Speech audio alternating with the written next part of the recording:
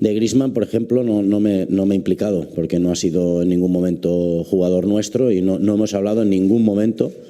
Y mira que hemos hecho reuniones de la situación de Antoine. Es un tema de club, es un tema del Barça con Atlético de Madrid con Barça, y ahí yo poco puedo hacer. O sea, es un tema de clubes, ahí no te puedo... El acuerdo de cesión más opción de compra por Griezmann entre el Atlético de Madrid y el FC Barcelona es sin duda uno de los culebrones de este verano. Ya sabéis que hace muy poquito estuvimos hablando de este tema, os subí un primer vídeo en el que estuvimos, comentando todos aquellos aspectos y matices que podían condicionar la operación, pero obviamente van surgiendo nuevas noticias, actualizaciones y que obviamente pueden cambiar el desarrollo de todo este gran culebrón. En el día de hoy me apetecía traeros un vídeo, como digo, de actualización en el que vamos a hablar de nuevas informaciones que pueden condicionar muy mucho las cuentas de ambos equipos, que pueden condicionar sus límites salariales y que obviamente van a impactar directamente sobre las amortizaciones que hay que tener en cuenta para calcular pues este espacio salarial que le queda a dos equipos que, por desgracia, en los últimos años pues han tenido algunos problemas para poder cumplir. También quiero matizar que toda la información que estamos recibiendo pues se debe obviamente al gran trabajo de muchísimos periodistas en España, en concreto de unas noticias en las que me voy a apoyar mucho, de Pedro Morata, que publicó hace poquito en la cadena SER y que os voy a dejar obviamente en la descripción para que le echéis un vistazo.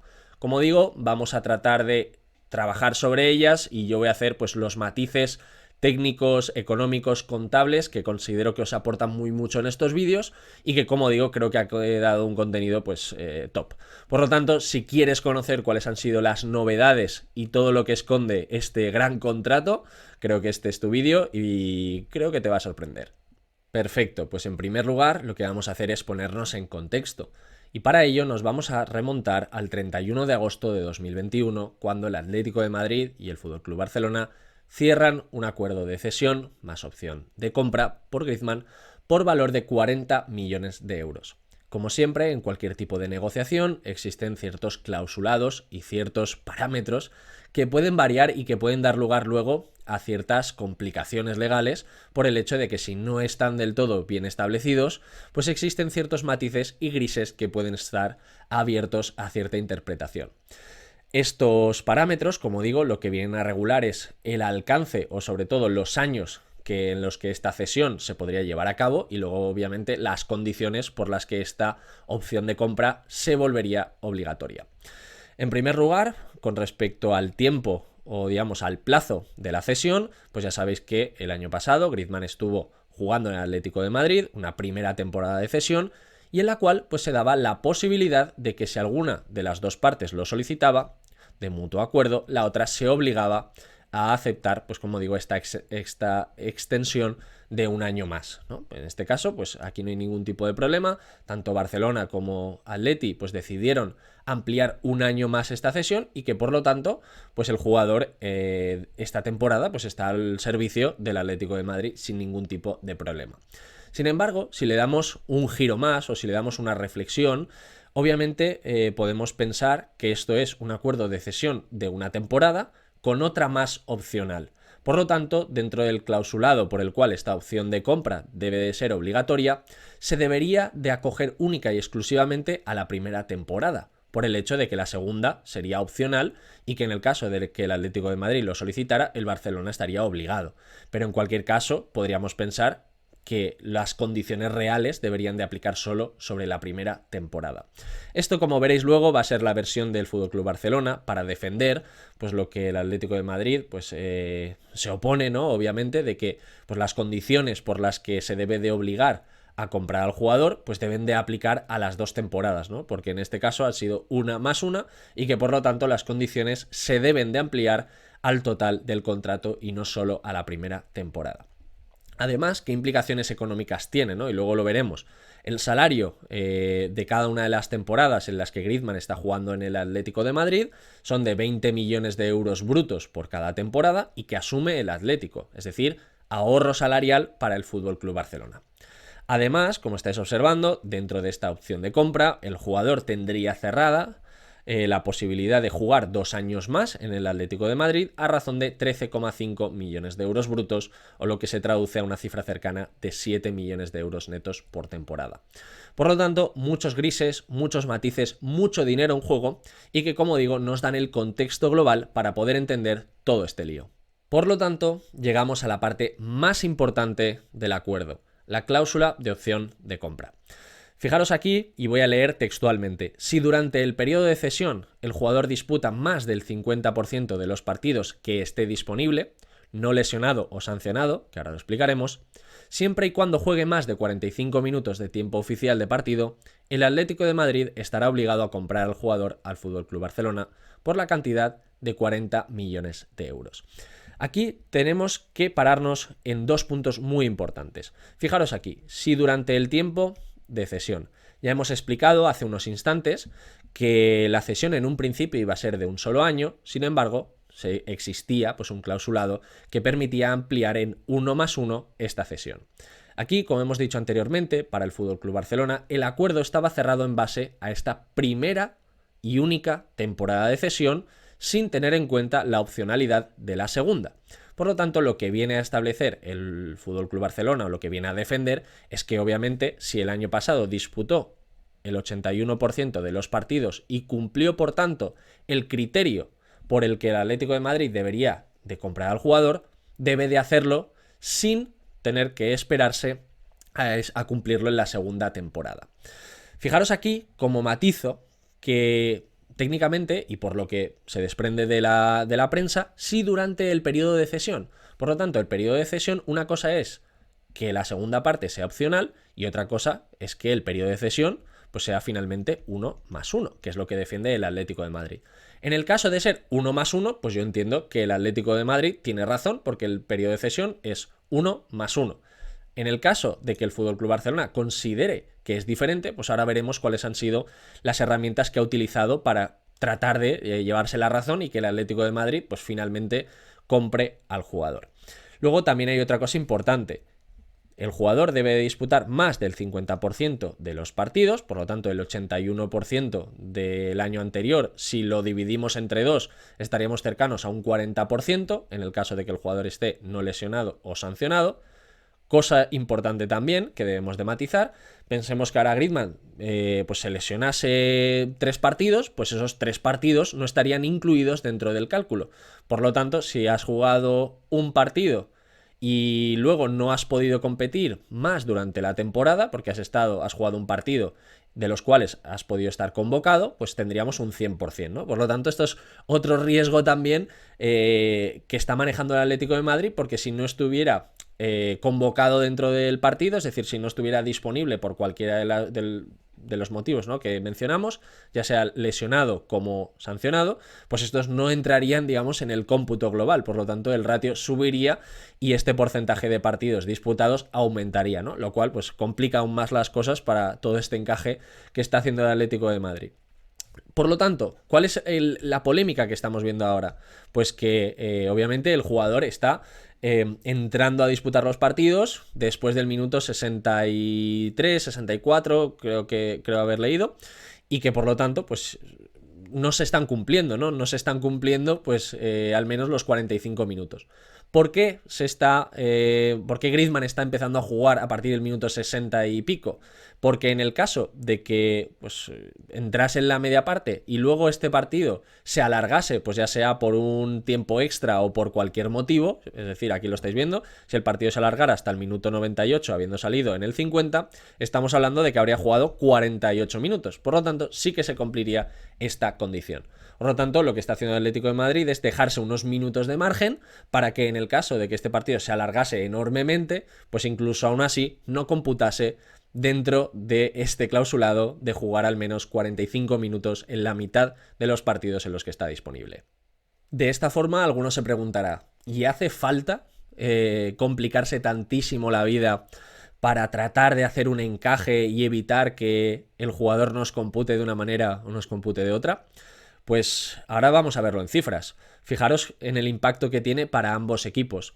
En el caso del Atlético de Madrid estamos hablando de que el hecho de tener que pagar 40 millones de euros le supone pues una salida de caja bastante importante, y luego además que tiene que asumir pues un salario de 2 temporadas a razón de 13,5 millones brutos por temporada. Si sumamos las cantidades nos da un total de 67 millones de euros de impacto de fichaje para el jugador. Y en el caso del Barcelona todo lo contrario, es decir, dejaríamos de cobrar 40 millones de euros y además el jugador tendría en un último año de contrato negociado en la era Bartomeu de 38 millones de euros brutos. 40 más 38 hacen un total de 78 millones de euros. Esta es la verdadera razón por la que se está produciendo esta disputa. La gran cantidad de millones que hay alrededor de este jugador y que por lo tanto pueden condicionar muy mucho la situación financiera de ambos equipos. No estamos hablando de pocos millones de euros, y como estáis observando, pues los dos equipos están peleando muy mucho en los despachos para tratar de evitarse todo este gran impacto. Pero es que además no solo eso, sino que también toda esta historia tiene una gran incidencia con respecto al límite salarial.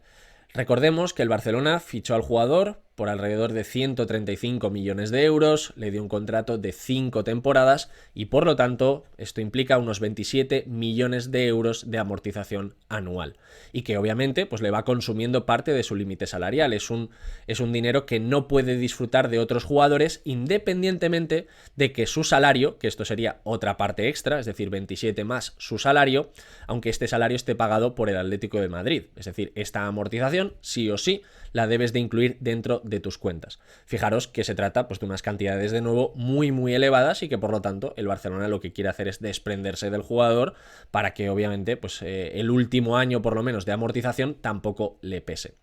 Por contra, el Atlético de Madrid, fijaros qué curioso, ¿no? Porque este salario sí que lo está pagando, por lo tanto estamos hablando de 20 millones de euros brutos en las 2 temporadas, 21-22, 22-23, que eso sí que sí o sí va a incluirse dentro de la masa salarial del Atlético de Madrid. Pero es que además aquí ocurre una cosa muy curiosa, y es que la Liga, fijaros aquí, por precaución ya le está empezando a computar el jugador como si lo hubiese comprado por 40 millones de euros. ¿Esto por qué ocurre? Porque obviamente la temporada pasada pues el jugador disputó el 81% de todos los partidos que estaban incluidos, o digamos que daban pie a que ese clausulado se iba a cumplir.